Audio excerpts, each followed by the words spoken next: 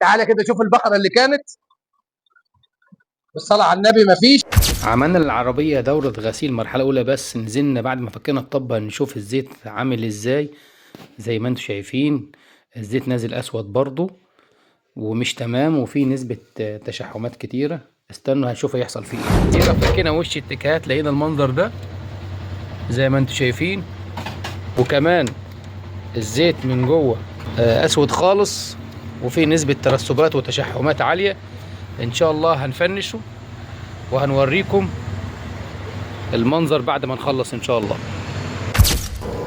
ادينا غسلنا وش التكهات انه كان شكله ميؤوس منه خالص، وكمان غسلنا التكهات زي ما انتم شايفين.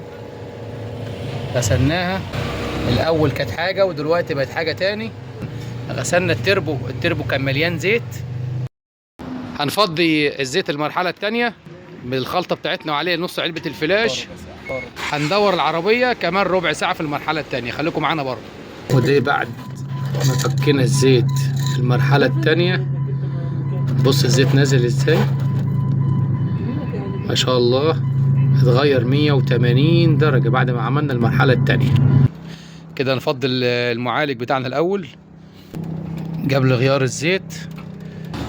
العربية دي هنغير لها زيت توتال روبيا اس 50 عشان هنمشي عليها دورة الغسيل بتاعتها مرتين، وبعد كده ان شاء الله هنغير زيت وفلتر جديد ونعلب اللزوجة 20 دبليو 50 سي اتش 4. عملنا دورة الغسيل والعربية دورناها وسخنت. تعالى كده شوف البقرة اللي كانت بالصلاة على النبي مفيش. تعالى هنا كمان ادي البقرة، في بقرة شايفها.